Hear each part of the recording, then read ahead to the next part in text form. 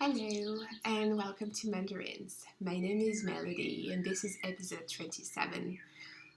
Today is April the 11th, I think. Yep, April the 11th. And I realized that it's been about a month since I last recorded, which is very weird because I had the feeling that it's only been 2 weeks. But when I checked on YouTube, I realized that it's been about a month. So time passes really fast, and it's just that we change the time, and the days are longer. So I feel that I have much more energy compared to the winter, and I'm just busy the whole day long. And when it's about the end of the day, I just realized that I haven't done as much as I would have liked to, and yeah, I've just been busy really. So, but the good thing about it is I have quite a bit of things to show you today. So yeah, I think that I'm gonna start by talking about what I've been up to these past few weeks since I last recorded. But first thing first, coffee. It's not 10 yet, and I'm gonna have quite a busy day today, so I'm trying to record early in the morning, so I apologize for the light. In the morning, the studio is full of sun. The sun is in the room, and it's not the best moment to record or to show you things, but with a busy schedule, that's the only time that I can record today. So yeah, hopefully in about maybe 20 minutes, that would be a bit better. So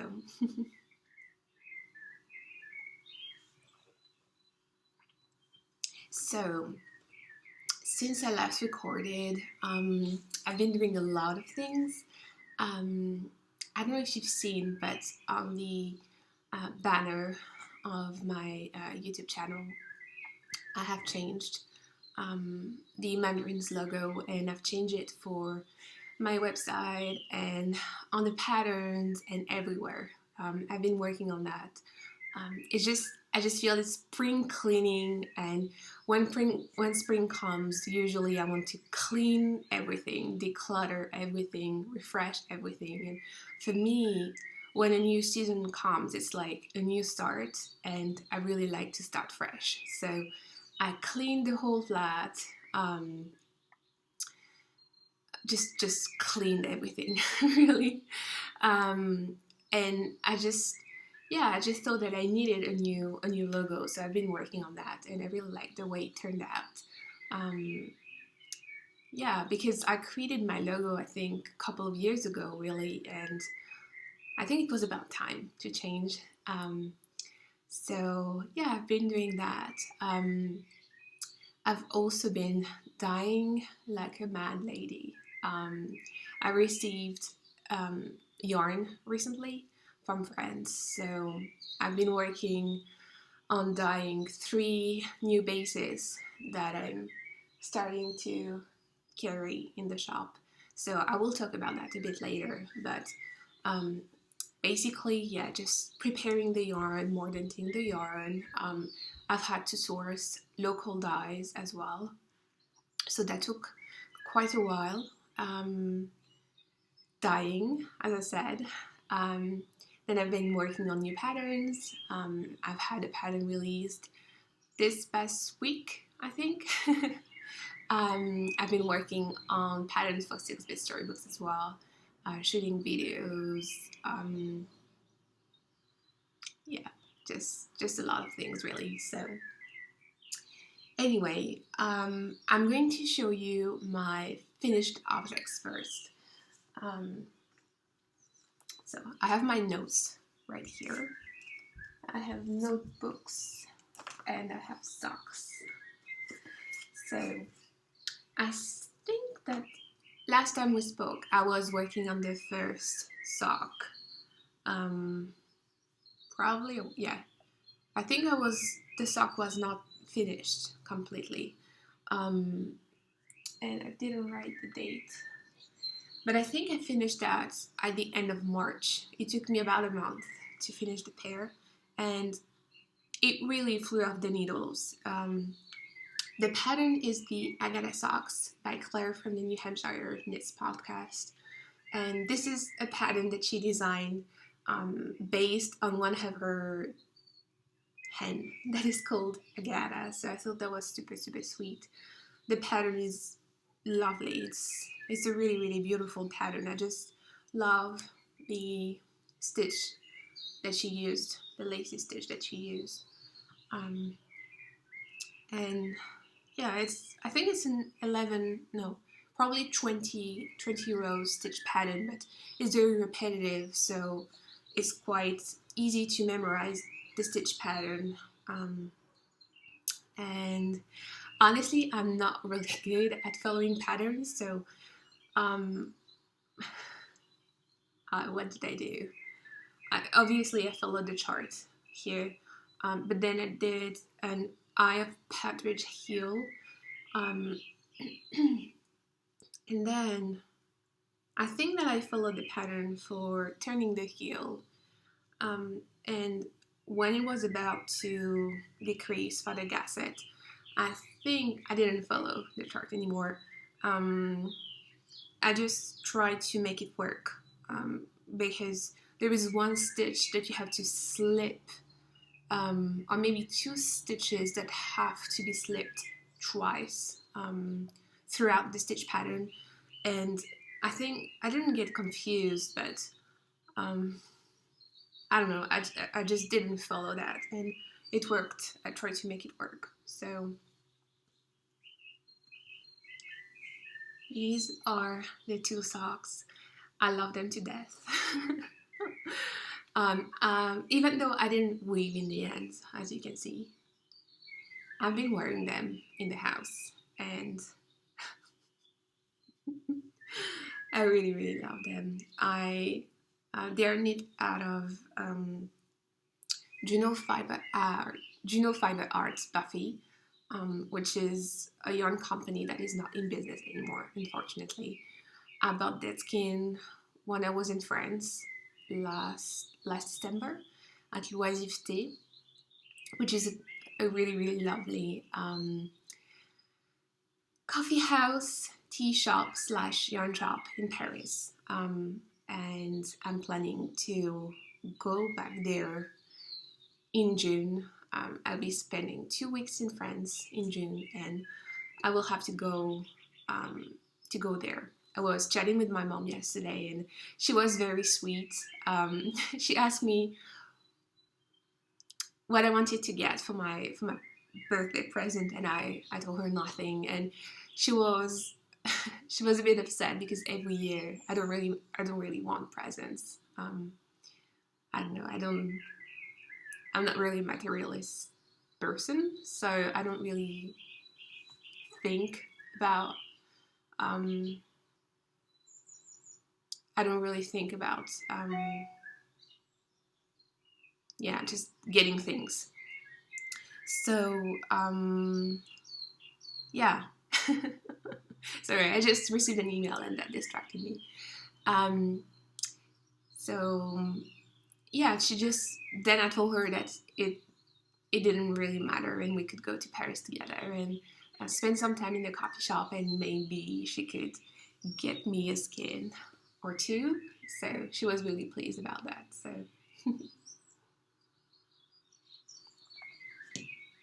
so this is the second pair of sock that I finished this year, which is kind of a record for me, because it usually takes me quite a while to finish a pair of socks.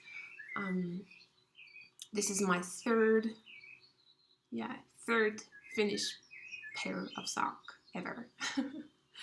And I've been wanting to cast on more socks ever since I finished it. I ordered two bowls of rig. I think it's silk, nylon, and merino in a white. It's in a white color, and I thought that I would knit socks with that, but they get dirty quite easily. So I don't think that white is like the best idea for socks. So maybe I will just use that for calves, heels, and toes, I think, as a contrasting color. But I've been on the hunt for new yarn to try, new colorways, um, and new patterns as well. So yeah, if you have any recommendation of yarn that are in these beautiful muted colors, please let me know. Or beautiful patterns, sock patterns. I opened up a thread in the Mandarin's Ravelry group. I think it's the sock journal thread, and you can share sock yarn that you really like, or sock pattern, so we can get inspired and knit more socks. But yeah, I really want to cast on more socks. I've been wearing the other pair that I finished so much these past few months, so much outside, inside. Then I wash them and I wear them in bed. So yeah, I just think that I need more socks in my closet. So, and I'm also planning to knit a pair for Mom for Christmas, because I think, yeah, the very first pair that I knit was for her, and she loves them so much. Every time that she goes in holidays, or she visits family, she doesn't bring sleepers, or she doesn't want the host to give her sleepers. She always draws the little pair of socks that I made her out of her purse, so that's super cute. So that's the finished object. And as I mentioned about the Ravelry group, I've started a sock journal. So things are getting very serious here. So I used just a simple craft paper spiral notebook. And the idea is just to kind of record my sock knitting journey. So I'm just attaching a little sample of the yarn, the name of the pattern, or if there's no pattern, I just simply write it, the yarn that I've used, and the date, so when I cast on and when I finished. And this is for the Agata socks, and where about the yarn as well, and the label when I don't lose it. I've been trying to search for the Gumi 50 from Bergère de France label. I haven't been able to find it, which is super weird because I never throw the tags away, so I don't know what happened to it. I don't know where it is, but I need it so badly for the sock journal. So I know that there's a couple of knit-alongs, sock related. Christine from the Herringbone podcast. Hello, Christine. Started the, I think it's called the Box of Socks, KL, and the idea is to knit 12 pairs of socks in a year. So it runs from January 2016 and ends in January 2017. So the goal is to knit 12 pairs of socks for yourself and keep them in a beautiful box, and you can win prizes at the end. So I think that's a very, very sweet idea. But I don't know if I will be able to knit that many pairs of socks. I could knit 12 single socks, but 12 pairs, I'm not so sure about that. But I just thought that if that's not something that you've heard of, that you could be interested. So yeah. So I'm gonna put that here. Have more coffee.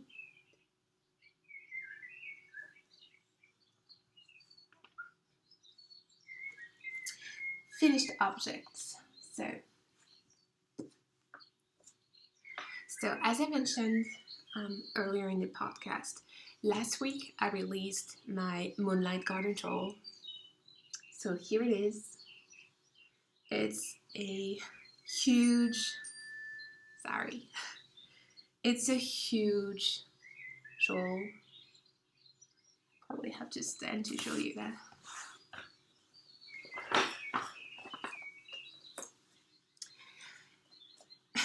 It's a massive shawl. Sorry for the shadow. I'm gonna try to see it.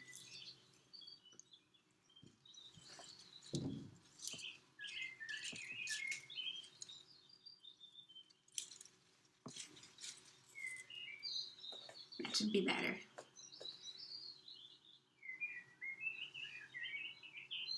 So that's the Moonlight Garden shawl.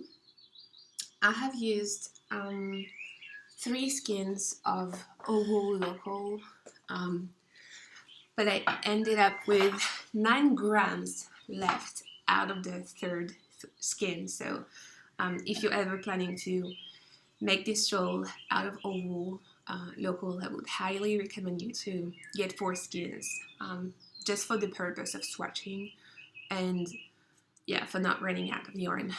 So it's half by shawl that features lace, as you can see in the middle, and an attached border. So the pattern is really interesting in the sense that obviously you start here in the middle and you basically knit flat and knit, for example, the very first lace section on the right side of the pattern, and then you keep going, keep knitting, and when you reach the middle portion of the shawl, you start to incorporate stockinette stitch and the lace on the wrong side, and then you keep knitting, and then you knit the applied border. So I've been wearing this shawl so much. I finished it, I think, probably in February, at the end of February, but we've had snow until the end of March, so I've been wearing it a lot, and I think that I can still wear it outside. Yesterday was super chilly. It was, I think, 7 degrees Celsius, and the week before it was in the high, not 20s, but 17, so quite warm. So maybe I will be able to wear it today. So I like to wear it like this.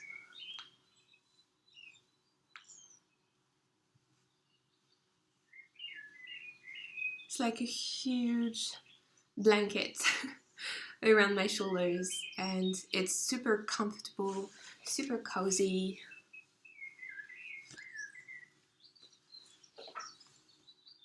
Yeah, I just really like it. And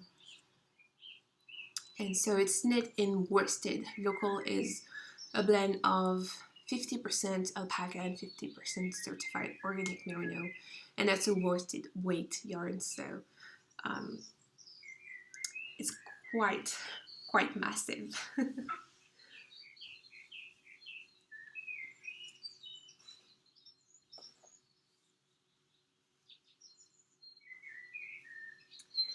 Then for works in progress, I feel that I'm working on huge projects lately. That's probably why I'm craving for a pair of socks on my needles.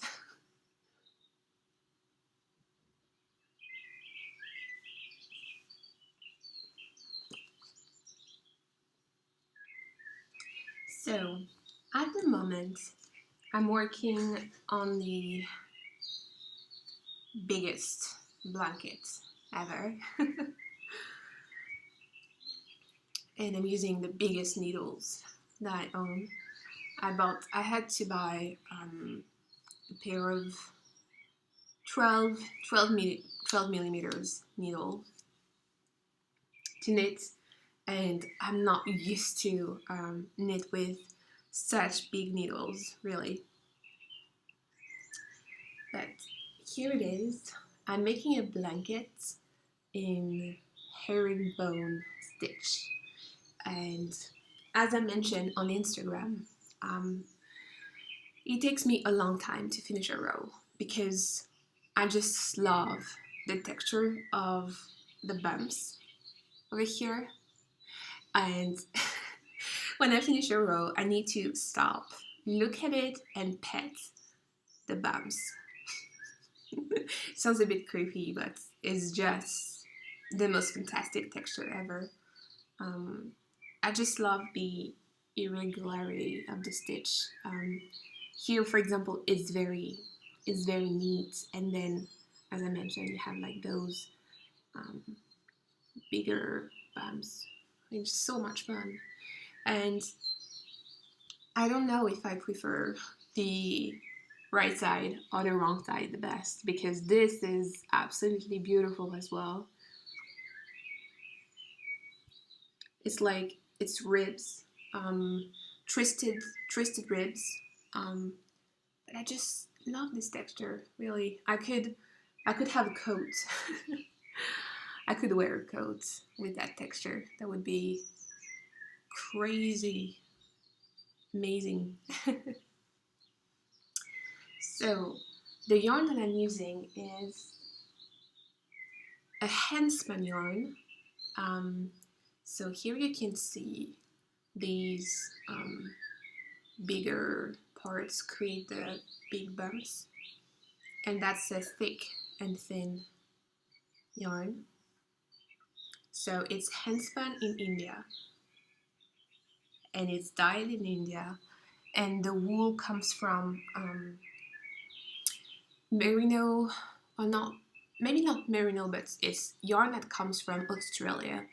But they make sure that the sheep, it's not certified organic, but it's like certified like cruelty free. So yeah, I thought that was very neat. And so this is from Knit Collage, and the yarn is called Sister Yarn, and that's the oatmeal heather colorway, which is just amazing. I absolutely adore it. So the other day, or this past weekend really, I spent a bit of time caking all the skins. They come in huge hands, and I made cakes like this. This is ridiculous. So I keep them in a big wooden box, and I have 1, 2, 3, 4, 5, 6. I have 8 cakes to make the blankets. So it's gonna be quite massive because I've used one skin, and this is the second one, and that's the full size. So I think it's gonna be quite big. I will probably still be knitting on it this autumn, but that means that I will have a wonderful blanket for next winter, which is super exciting. And I'm planning to add fringes on it as well.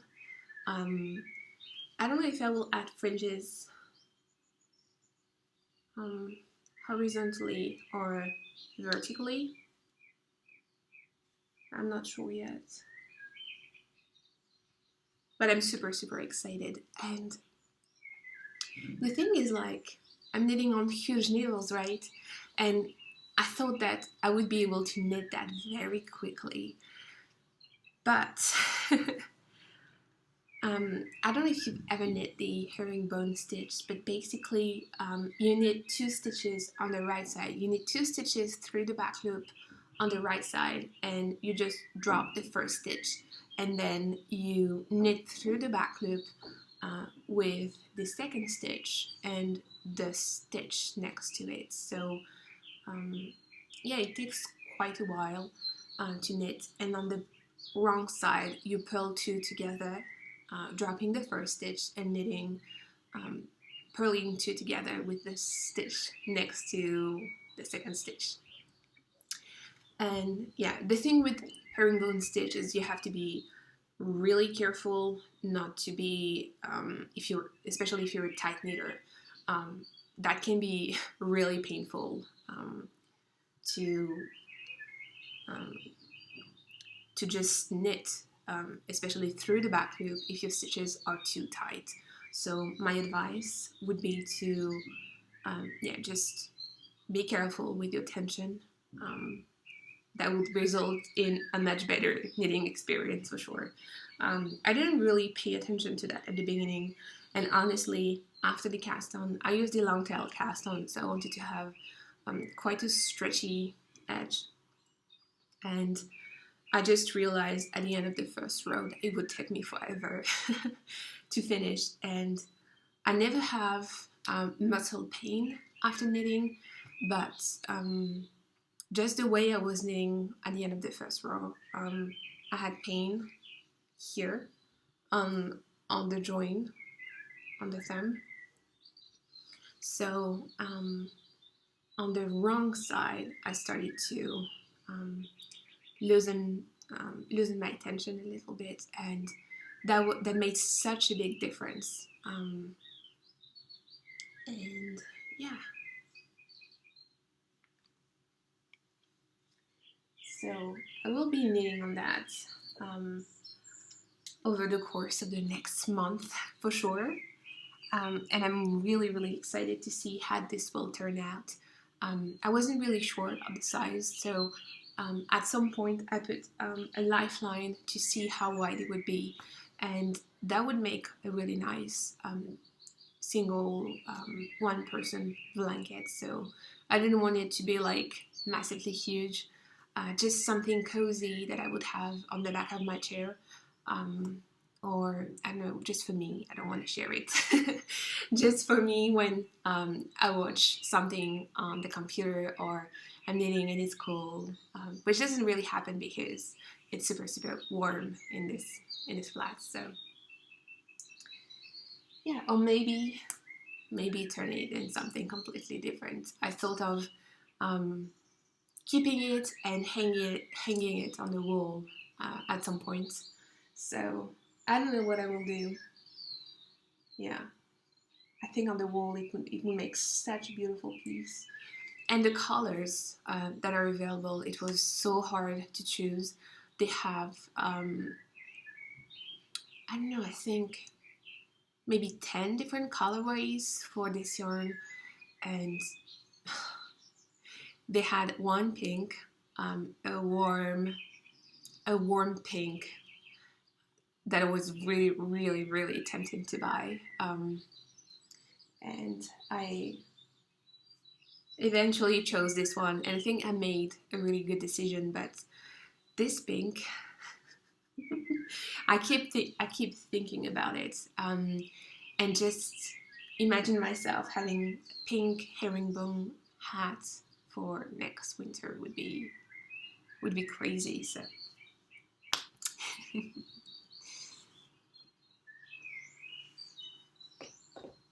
so I'm done with my coffee. I'm gonna have some tea. This is licorice tea, which I'm absolutely obsessed with. A couple of episodes ago, I talked about my new addiction for licorice tea and how frustrated I was that I couldn't find any more licorice tea in my one of the organic shops that I like to buy tea from. And a very sweet viewer sent me the most amazing parcel with three different licorice teas. So the very first one was from Tea Pig, and that's a tea that I've always wanted to try. I've heard a lot of good things about it, and but she sent me, I think it was licorice and peppermint, and there's nothing left from it. She sent me another one. it was licorice and cinnamon, and I'm trying to save it. Really, really difficult because every evening I like to indulge in black chocolate and infusions, tea, herbal teas, and I'm trying to restrict myself a little bit. And the last one that she sent me is, I've never heard about this company, but I'm always blown away by British English packagings. Is just out of this world, and it came with little, not stickers, but I don't know, papers that you could, just stick in here, and you can write the tea that is inside. So if you want to reuse the box and put any other tea, you can definitely do that. And this is just amazing. And it has this very cute little lid and licorice gorgeousness inside. This is licorice and peppermint tea. Oh, this is out of this world. Is it possible to grow licorice in Europe? I don't know where it comes from. I should probably make a quick search online and see where it originally comes from, and if it's possible to grow that in Europe, in France more specifically. I've been dreaming about France even more than ever these past few days, and we spent quite a bit of time looking online for properties and things like that. And I've just been thinking about France and the countryside, and buying a house and starting my own garden. I really want to have a dye garden, and a medicinal garden, and a vegetable garden. So I think it's, spring is in the air, spring is coming, or spring is here, and that's the only thing that I want. I want to spend time outside and grow things, be in the nature, and just spend time outside. So I'm gonna wait a bit before drinking, otherwise I'm gonna burn my tongue. Then I can probably show you the yarn that I've been dyeing. So one of the things that I've been doing recently, I told you that I cleaned up the whole flat, and we used to have quite a large kitchen cabinet in the kitchen, and I didn't like it at all. I think it was very, very big and not very convenient. The kitchen is quite small, and when you have a piece of furniture that is so big, it's just I don't know, you feel it feels like crowded, and I just don't like this feeling at all. I like when there's not a lot of furniture, and when it's quite minimalist and simple. So I removed the cabinet and put it on the balcony for over a year, and recently I looked at it and it was so dirty. It was very dirty, and I needed to have some kind of furniture to put all of my yarn supplies, my, I don't know, dyes and notebooks and books and stash and all of the yarn that I bought. So I cleaned it up and moved it back inside, and it's sitting right here next to my desk. So now it's super practical, because if I'm working on the desk, I can just go and grab a skein of yarn, or I don't know, a stitch dictionary, or anything that I would need for my work. So it's super practical and pretty. So I feel really, really inspired by that.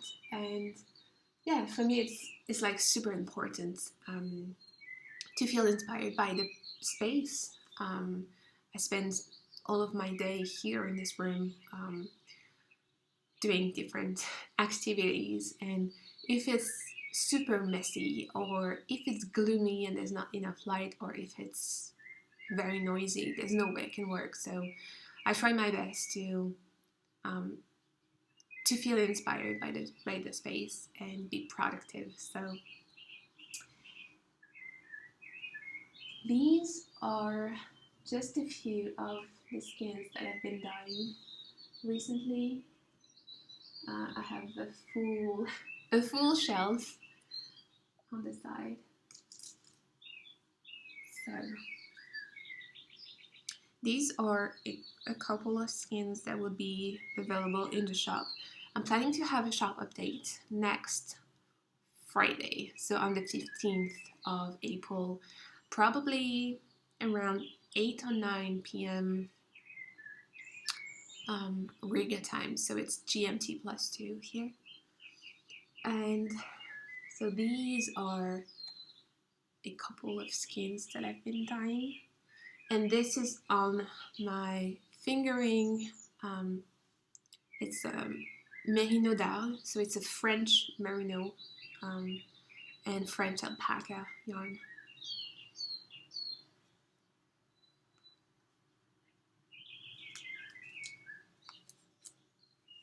Did I say fingering? It's DK weight.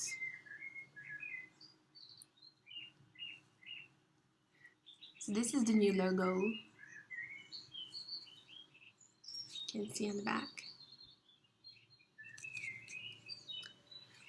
I've had so much fun in the dye pot lately because the whole winter I've been working on patterns and spending all of my time in front of the computer, really. So as I mentioned a couple of minutes ago, the only thing that I want right now, because it's spring, is to spend time outside and spend time away from the computer, really, because it's almost the only thing that I've been doing recently. So spending time in the kitchen over the dye pot and playing with natural material, yarn, and roots and bark has been such a wonderful time, and I'm really looking forward to finishing the podcast and spending more time in the kitchen with the window open, dyeing yarn. So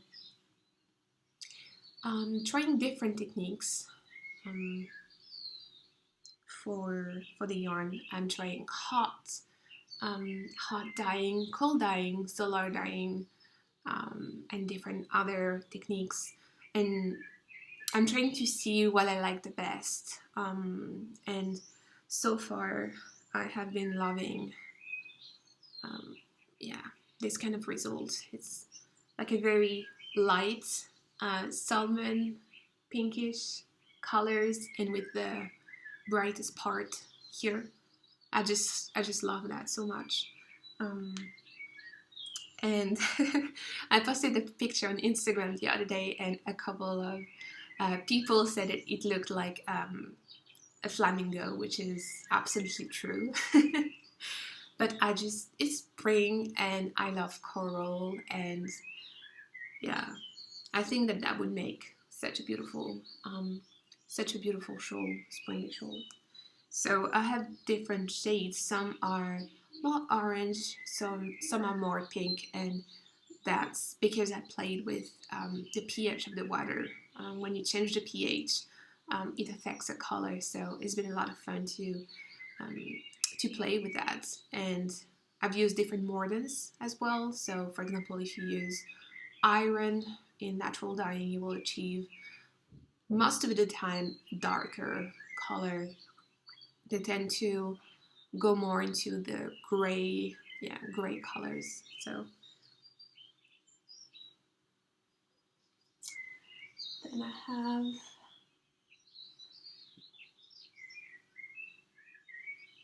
it's kind of difficult to see the difference in the colors because of the light.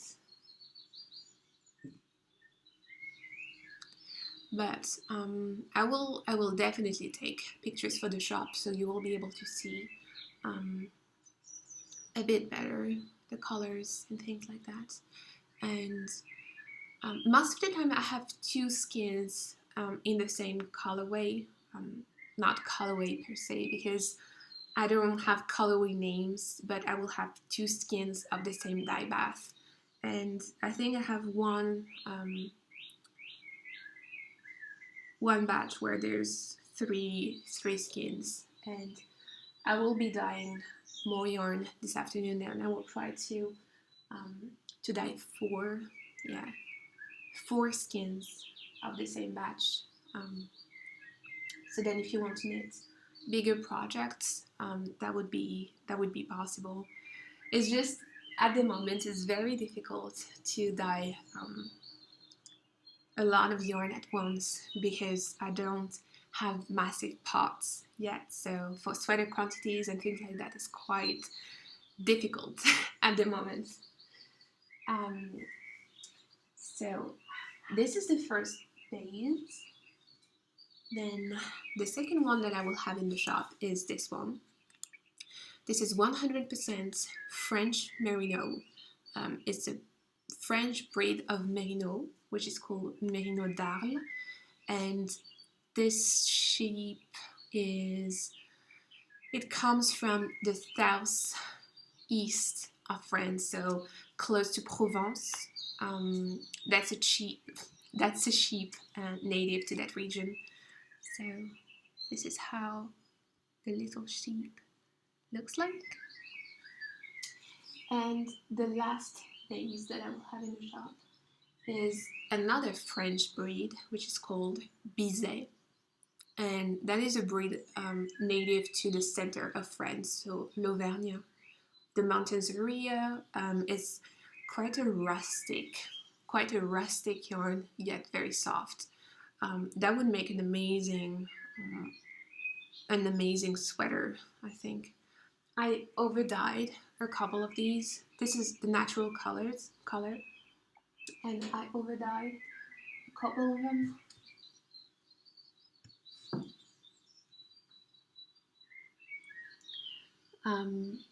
And I think that I will cake these ones because they, they're quite chunky, so I don't think that the label will stick to the skin. So I'm probably going to use my ball winder and make them available as in cakes. So that's that. Then I have some beautiful blues. This is I dyed it with dye that I saved from last October. So I have this one, and then those pale blues, and these are in the merino base, so finger and weight. So yeah, that's what I've been doing recently. A lot of dyeing, as I mentioned, and a lot of fun. I'm gonna try my tea.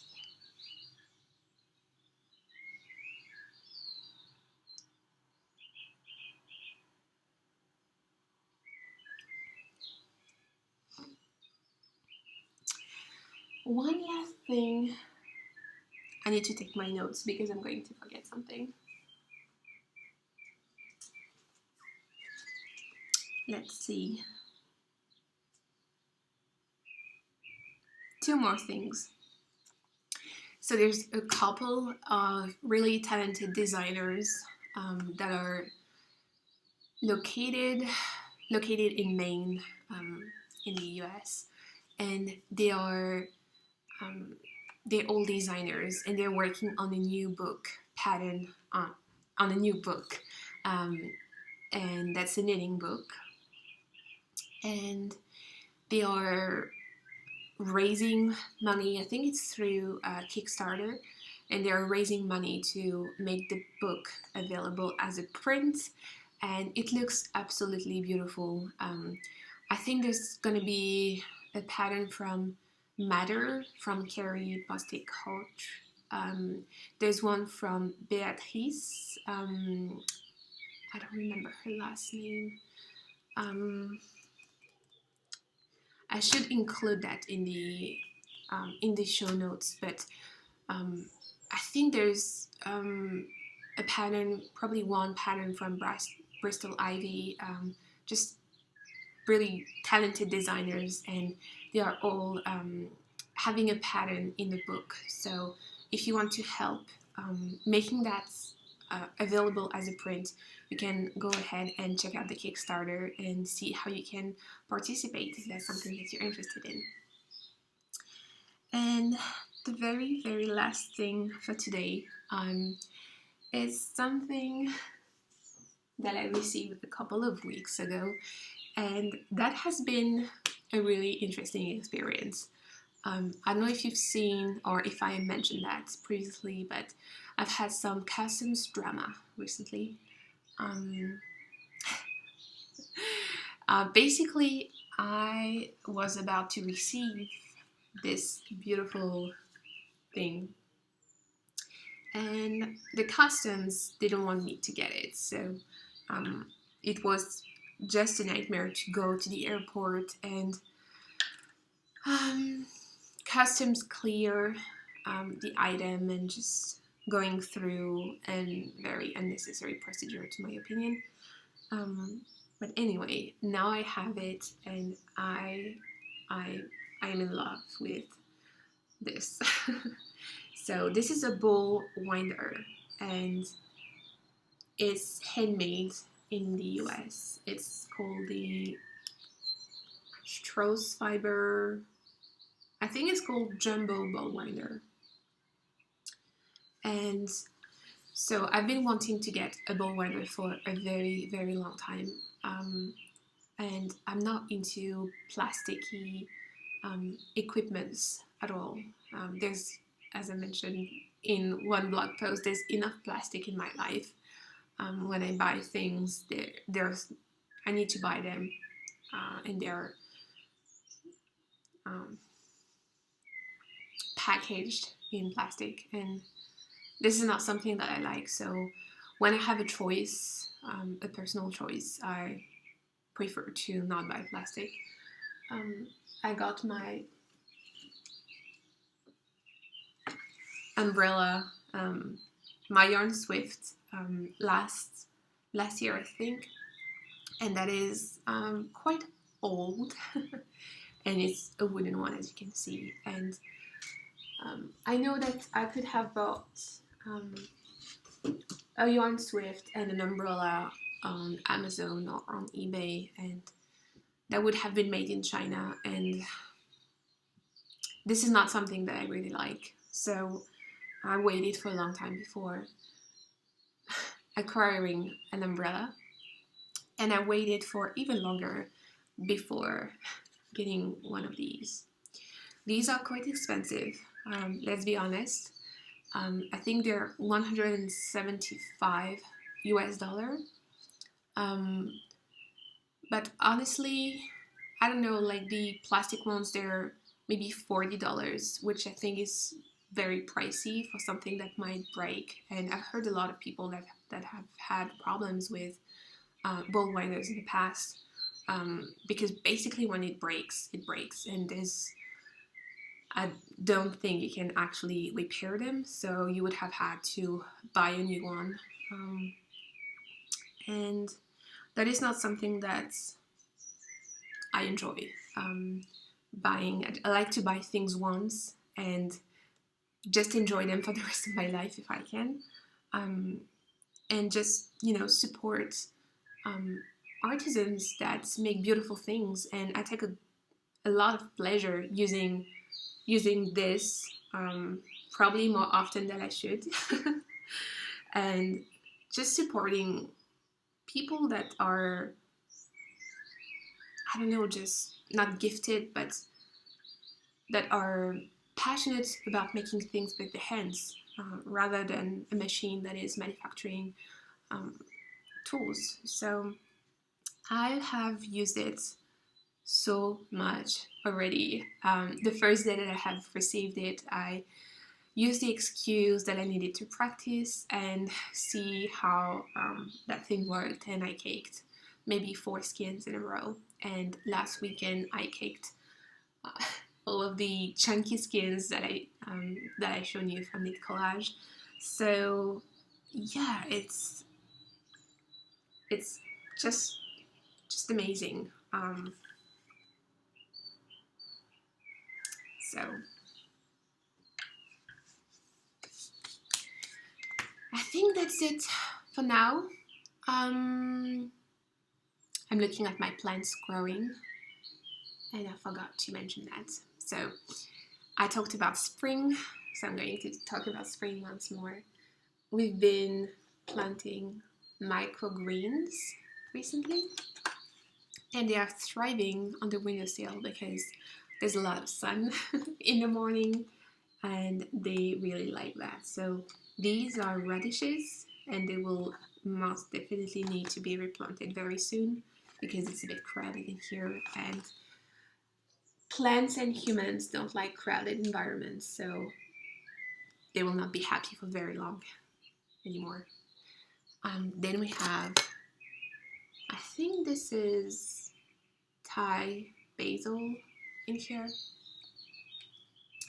and it's really funny to play with different containers and see how different things can grow.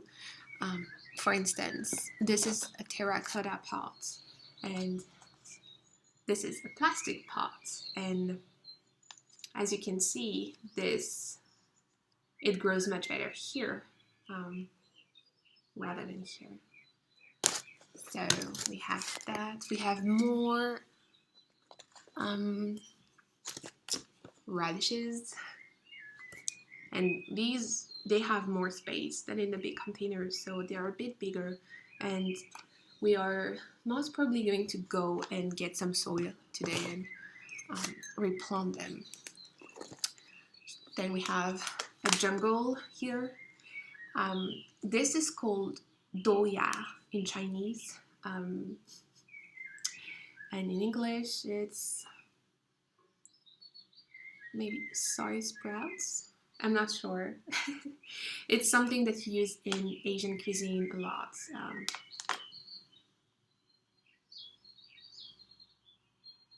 So yeah, and then we have more microgreens, and my theory, I can show you. Oh. So I don't know what happened here.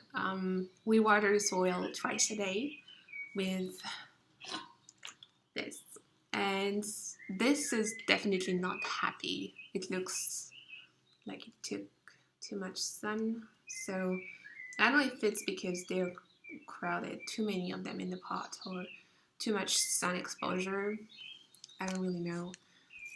And we also have spinach and things like that. We've been eating so much salad lately. That's almost the only thing that I want to eat, really, and it's really expensive here, so we decided to try and grow some microgreens, so that we will still have to buy salad, but try to just grow a bit of our own. So